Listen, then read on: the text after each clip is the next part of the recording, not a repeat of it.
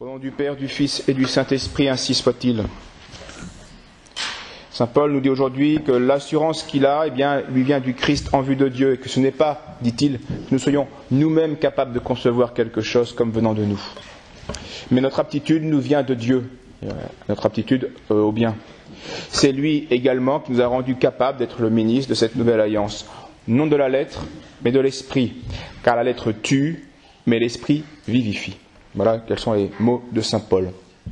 Depuis notre baptême, grâce à notre baptême, nous avons eu la grâce donc de participer à cette glorieuse et nouvelle alliance, non de la lettre qui tue, mais de l'esprit qui vivifie.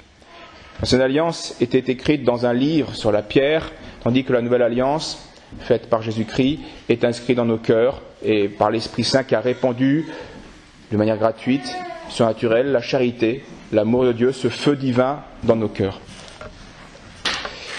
Car sans l'amour intérieur, la lettre reste morte et elle ne vivifie pas. L'obéissance extérieure à la loi ne peut pas vivifier. Il faut l'amour intérieur et joint à cette obéissance à la loi extérieure. C'est donc l'esprit qui vivifie. C'est donc Dieu qui donne la vie. C'est Dieu qui nous a donné la charité que nous pouvons perdre malheureusement. Et l'Esprit de Dieu vivifie assez souvent d'une manière déroutante. Et c'est la vie des saints qui manifeste le plus cela, bien sûr. Et je voudrais aujourd'hui le manifester par une sainte que nous fêterons cette semaine, qui est la première sainte des Amériques, qui s'appelle Sainte Rose de Lima. Elle est née à Lima, au Pérou, le 20 avril 1586. Ses parents étaient d'origine espagnole et ils l'appelèrent Isabelle. Mais à cause de son teint, on lui a donné le surnom de Rose. Elle avait le teint rose. Et c'était sur ce nom-là que l'archevêque de la ville, un autre saint, Saint Uribe, l'a confirmé Rose de Lima sous ce nom.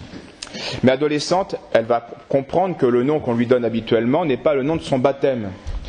Et ce qui manifeste l'intelligence théologique de cet enfant, elle en est déçue. Elle a peur que ce soit un prénom qui soit inspiré par la vanité, Rose, c'est joli, c'est très féminin, et non pas le nom surnaturel de son incorporation au Christ, le nom de son baptême.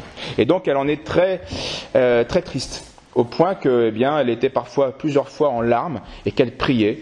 Elle priait la Vierge Marie, à ce sujet-là. Et elle va avoir une apparition de la Vierge, ou en tout cas une parole de la Vierge qui va lui dire ceci: ne pleure point ma Rose. Donc déjà, la Sainte Vierge valide le nom. Ne pleure point ma Rose, lui dit la Vierge Marie. Mon divin Fils approuve le nom qui t'a été donné, et désormais tu t'appelleras Rose de Sainte Marie. Alors elle avait un scrupule en plus qui n'était pas motivé, puisque on peut très bien avoir un nom de confirmation autre que le nom de baptême. On aurait pu la rassurer ainsi, mais en tout cas la Vierge l'a rassurée autrement. Rose, donc dès le bas âge, va être éclairée d'une manière très particulière, très extraordinaire, d'une lumière surnaturelle sur les voies de la perfection. Et ce que je vais vous dire en grande partie est extraordinaire. Nous ne cherchons pas à imiter point par point ce que cette petite Rose de Lima va faire. Mais par contre, inspirons-nous de son zèle et nous allons voir qu'elle va toujours associer grâce extraordinaire à une vie ordinaire que nous pouvons imiter. Dans ses devoirs ordinaires plutôt. Grâce extraordinaire, mais accomplissement de ses devoirs ordinaires. Dès l'âge de 5 ans, elle va vouer sa virginité à Dieu. Donc elle est précoce et elle comprend et elle est héroïquement généreuse. Rose ne voulait donc plaire qu'à lui. Les ajustements du monde, les devoirs qu'on peut avoir plus ou moins mondains, sans être même pécheurs. Notre vie sociale exige certains ajustements au monde. On n'est pas des ours ni des rustres. Donc, malgré cela, cela peinait beaucoup Rose de Lima, elle était complètement détachée de cela. Et là aussi, on voit une enfant, ça arrive parfois, qui est beaucoup plus avancée dans les voies de la perfection que ses parents, que sa mère. Et Sainte Rose de Lima, même à 5 ans, a plus de justesse surnaturelle que sa maman. Et parfois c'est le contraire, mais parfois c'est ce cas-là. Je pense qu'il n'y a pas de loi en fait. Et donc sa mère en tout cas était très préoccupée de la belle tenue de sa fille. Elle voulait que sa fille présente bien dans le monde. Et donc, un jour, contrainte de mettre une couronne de fleurs sur sa tête, Rose eut l'idée, non pas de désobéir à sa mère, Sa maman voulait qu'elle porte une belle petite couronne de roses, elle va le faire, mais elle va y rajouter une aiguille qui va pénétrer sa tête. Ce qui fait que l'instrument, ce qu'elle estimait être un instrument de vanité, va être en réalité un instrument de pénitence, que les gens ne verront pas, bien sûr. On voulait aussi donc la produire dans le monde, toujours pareil, par respect social, et c'était pas un péché en soi, mais c'était au pire une imperfection, au mieux une nécessité. Donc on voulait la produire dans le monde. Et ceci déplaisait énormément à la petite Rose de Lima. Lorsqu'elle a trouvé comme stratagème le suivant, ne l'imitez pas, elle se frottait les paupières avec du piment. Donc vous imaginez là, tout de suite, en fait, donc elle passait son après-midi à pleurer devant les gens et dans le monde, puisque le piment était très agressif. Et donc, au lieu de présenter un joli petit visage de jolie petite fille, eh bien, on avait une petite fille qui pleurait constamment avec les yeux rouges. Donc voilà comment elle se détachait du monde d'une manière complètement héroïque. À 6 ans, elle décide de jeûner le vendredi et le samedi, au pain et à l'eau. Et à 15 ans, elle fera un autre vœu de ne pas manger de viande, sauf dans les cas où elle était forcée au nom de l'obéissance. Il faut savoir, les enfants comme les parents, que les vœux faits par un enfant, eh bien, tant que l'enfant est sous la domination naturelle de ses parents, c'est-à-dire jusqu'à 18 ans, 21 ans plutôt, eh bien, les vœux peuvent être, sans aucune faute, peuvent être remis par le père. Le père peut annuler un vœu fait légitimement par un enfant. 15 ans, 16 ans, 8 ans. Ceci est important, si l'enfant se croit pour Rose de Lima, commence à faire un vœu et se rend compte que c'est difficile. Alors il pourrait être perturbé. Eh bien, il faudrait, sans aucun souci, le père pourrait annuler ce vœu. Le vœu pourrait avoir été réellement fait. D'où la règle générale de ne pas faire des vœux sans autorisation de ses supérieurs. Sa vie de pénitence, donc, je vous l'ai dit, est assez, et même tout à fait extraordinaire. Elle s'interdit de manger des fruits qu'elle aimait beaucoup. Là encore, elle aurait pu manger des fruits, il en fallait. Ou alors, elle laissait croire à un dégoût naturel alors qu'elle aimait les choses sur les friandises. Elle mélangeait à sa soupe un breuvage si amer qu'elle n'arrivait pas à l'avaler sans pleurer. Je ne sais pas si vous vous rendez compte de la violence continuelle que cet enfant s'est faite sur des choses légitimes. Toutes les nuits, à un moment donné en tout cas, elle se frappait cruellement avec des chaînes de fer, s'offrant à Dieu comme victime pour, bien sûr, l'Église, l'État, les âmes du purgatoire, les pécheurs, bref, tous les grands intérêts de la foi, bref, une participation à la rédemption. Elle avait soin, et remarquez cela, on voit quand même une certaine prudence, donc une vertu, et aussi un héroïsme. Elle avait soin de meurtrir ses membres que les uns après les autres, pour que la peau ait le temps de retrouver, donc de ne pas tuer le corps. Elle l'affligeait. Puis quand cette partie du corps ne pouvait plus supporter sans danger, eh bien elle passait une autre partie du corps. Donc prudence, mais héroïsme fou. Toute petite encore, elle supplia un jour quelqu'un de charger ses épaules d'un morceau de brique. Afin, disait-elle, elle voulait faire une expérience mystique, elle voulait comprendre ce que Jésus avait souffert sous le poids de la croix. Et souvent, elle mettait ses pieds nus devant la pierre saillante du four, et là, elle méditait sur les peines de l'enfer. Voilà quelques anecdotes qui manifestent l'âme de Sainte Rose de Lima. Elle se confectionna aussi une couronne de 33 petits clous en mémoire des années de Jésus-Christ qui passaient sur sa terre, et pour mieux souffrir, elle coupait sa chevelure, puisque les cheveux auraient atténué bien sûr la souffrance, et donc pour ne pas diminuer les douleurs, elle s'est coupé les cheveux, et puis elle portait chaque vendredi, sous son voile, eh bien elle portait cette petite couronne qu'elle s'était fabriquée. Et on aurait bien sûr ignoré cette pénitence héroïque si un jour elle n'était pas tombée par accident devant son père et s'était cogné la tête, et puis tout de suite son père a vu trois filets de sang, donc c'était pas normal, donc qu'est-ce qui se passe? On enlève le voile et on découvre l'instrument de pénitence. Elle se composa un lit très spécial, un lit qui était fait de bâtons noueux et de tuiles cassées. C'est des bâtons noueux et des tuiles cassées. Et là, revenons à ce que dit saint Paul, la lettre tue, l'esprit vivifie. Vous voyez très bien que la manière dont l'esprit vivifie parfois dépasse l'entendement humain. Car si j'avais été le confesseur de cette petite fille, je l'aurais grondé et j'aurais pas pu l'encourager à aller dans cette voie-là. Mais ben, je me serais trompé sur ce cas-là en tout cas. Parce que le bon Dieu lui a fait un jour, lui a fait une sorte de, pas de reproche, mais cet avertissement. Il lui a dit ceci. Parce que bien sûr, cette pénitence, il y a certains jours, certaines nuits, répugnait énormément à la nature de cette petite fille, ou de cette fille.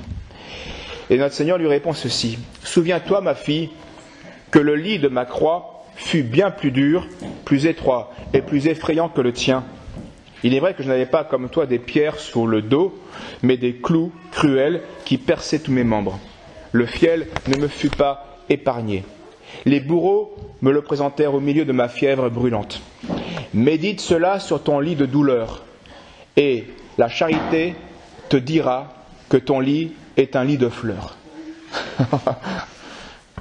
et la charité, donc l'amour de Dieu, la connaissance des choses réelles, surnaturelles, te dira que ton lit est un lit de fleurs. Alors que c'est un lit noueux et de tuiles. Alors, fortifiée par ces paroles, eh bien, la constance de Rose ne se démentit plus et pendant plus de 16 ans, elle dormit sur un tel lit. Bien sûr, conséquence, elle dormait très peu et l'insomnie fut une de ses mortifications les plus difficiles à supporter. Et là, nous sommes dans un autre ordre, nous ne sommes plus dans l'ordre naturel, vous allez le voir.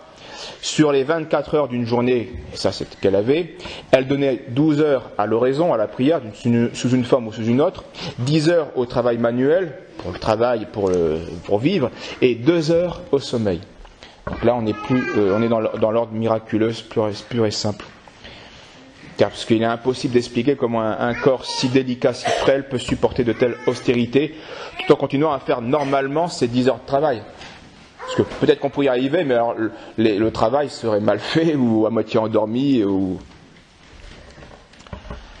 Par suite de certaines circonstances malheureuses, ses parents vont perdre d'une manière instantanée leur santé et leur fortune. Alors elle va se faire servante auprès d'eux et va les soigner. Et elle trouvera aussi le temps de gagner de l'argent nécessaire pour subsister à d'autres besoins. Alors que sa mère ne pouvait pas se résoudre à la voir renoncer au mariage, elle espérait cela pour sa fille, eh bien Dieu fit connaître à Rose, par plusieurs prodiges, qu'elle devait se consacrer à lui et pratiquer toutes les vertus monastiques, mais sans quitter sa famille. Et alors elle revêtut, à l'exemple de Sainte Catherine de Sienne, l'habit du tiers-ordre de Saint-Dominique. Ça, le 10 août 1606, et elle s'adonna ainsi à cette vie de contemplation, de pénitence. Pour être plus isolée, elle se fit construire dans le terrain paternel un petit ermitage au fond du jardin où elle va y transporter son lit, c'était pas difficile, il suffit de trouver des branches et des tuiles, une chaise, quelques images pieuses et son temps était donc partagé entre travail et prière. Comme il ne lui était pas permis d'aller seule à l'église, pour des raisons de sécurité, j'imagine, sa mère ne pouvant pas toujours l'y conduire, quelqu'un un jour la plaignait de cette privation, puisqu'elle était bien sûr attirée par la mère. Et elle répondit que Dieu la faisait assister miraculeusement chaque matin à plusieurs messes, soit dans l'église du Saint-Esprit de Lima, soit dans l'église de Saint-Augustin de Lima. Rose profitait aussi de faveurs moindres, mais tout aussi extraordinaires, et l'une d'elles est la suivante. Les moustiques dans la région, et surtout dans l'ermitage de Sainte-Rose, étaient nombreux. C'était un lieu humide dans les feuillages. Et elle dira ceci, « Ils ne cherchent point à me nuire, et moi je ne leur fais aucun mal. Ils se mettent à couvert sous mon toit, et ils accompagnent du bruit de leurs ailes les cantiques que je chante à la gloire de mon Dieu. » Alors, c'est pas très important comme fait, mais ça manifeste l'univers extraordinaire dans lequel elle était. Elle partageait donc sa vie avec notre Seigneur, Notre-Dame, Sainte Catherine de Sienne, son ange gardien. C'est une des saintes qui était favorisée de cette familiarité avec l'ange gardien, de manière plus visible, sensible. Et elle avait aussi, comme de nombreux saints, à vaincre les démons qui lui feront parfois subir des tourments réels, physiques, et donc inhumains. Elle était parfois frappée avec violence par ces démons. Elle était parfois poussée contre la muraille au point d'en être étouffée, ou elle était parfois traînée par terre. Son ange gardien lui était si familier que parfois, il lui apparaissait souvent, et parfois elle lui confiait quelques petites commissions qu'elle n'avait pas le temps de faire. Donc l'ange gardien faisait la course. Mais, et c'est là le plus important pour nous, puisque là nous étions dans un autre monde, et là nous allons revenir dans notre monde, et c'est là que le Sainte Rose de Lima va nous aider. À ces persécutions, à ces choses extraordinaires, s'ajoutaient, des choses plus ordinaires, qui sont l'incompréhension des confesseurs, et il faut se mettre à la place des confesseurs, qui pouvaient comprendre un tel cas. Donc elle devait souffrir certainement de l'incompréhension des prêtres.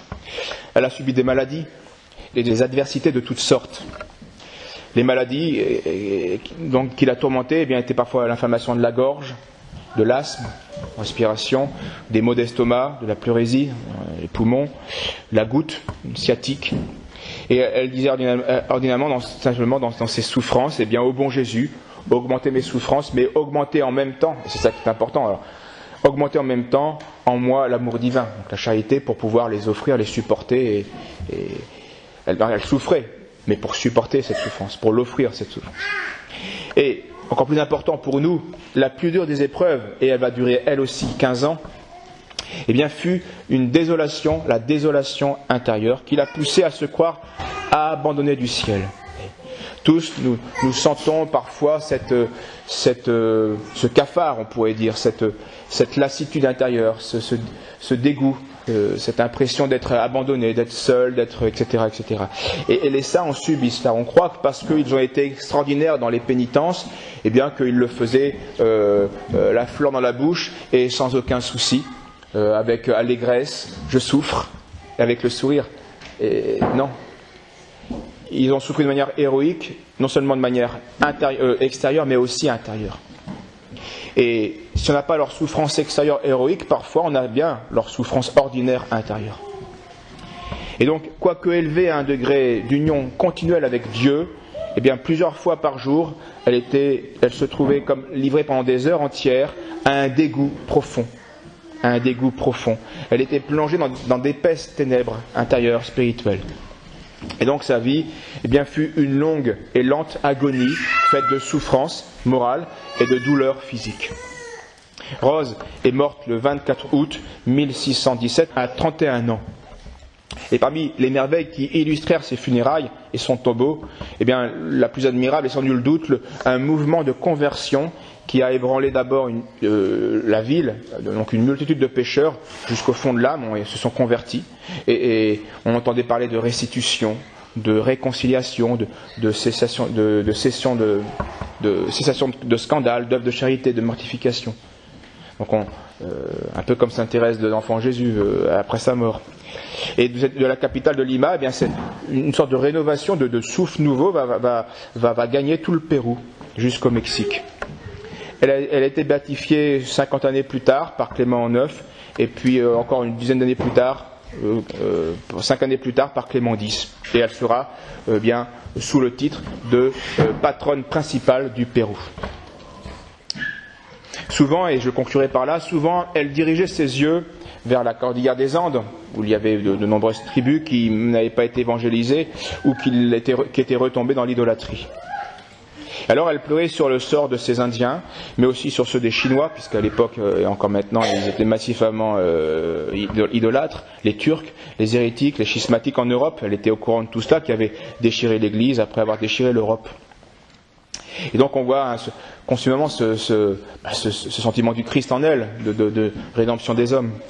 Et l'un de ses confesseurs va un jour lui dire qu'il va la quitter parce qu'il part justement dans une mission lointaine. Et au lieu de s'attrister de cela, de cette perte humaine pour elle, qui était un confesseur qui la soutenait, elle est heureuse à cause de la mission.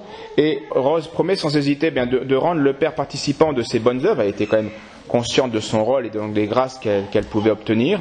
Et en même temps, elle lui demande de l'associer au mérite de son apostolat, ce que bien sûr le prêtre fera. Et elle disait, ce qui manifeste comment elle brûlait de cette charité, « Pourquoi ne suis-je qu'une femme ? Si j'étais autre, je parcourrais la terre pour allumer dans tous les cœurs l'amour de mon Dieu. » Mais là encore, elle faisait un faux raisonnement, car elle ne réalisait pas qu'elle exerçait un réel ministère, et que sans son ministère d'amour, la lettre tue, c'est l'esprit qui vivifie, et que ces saints apparemment qui ont eu moins d'influence extérieure, c'est évident, elle était dans un univers purement familial, dans un étage, pas de rôle social apparemment, et pourtant, eh bien, c'est une petite fille comme ça, une femme comme ça, Rose de Lima, qui a eu, on l'a vu, par ce vent de conversion après sa mort, qui a une influence qui dépasse l'influence qu'un prêtre peut avoir, parce qu'il n'aura pas eu justement cette vie de l'esprit, cette vie de l'esprit, cette charité qui vivifie les âmes, donc qui les sauve. Inspirons-nous de Sainte Rose, retenons surtout ces épreuves intérieures, ces dégoûts intérieurs qui sont notre lot ici-bas, en plus parfois des douleurs physiques, et demandons-lui son aide lorsqu'on pourra se sentir comme elle, parfois découragé. Au nom du Père, du Fils et du Saint-Esprit, ainsi soit-il.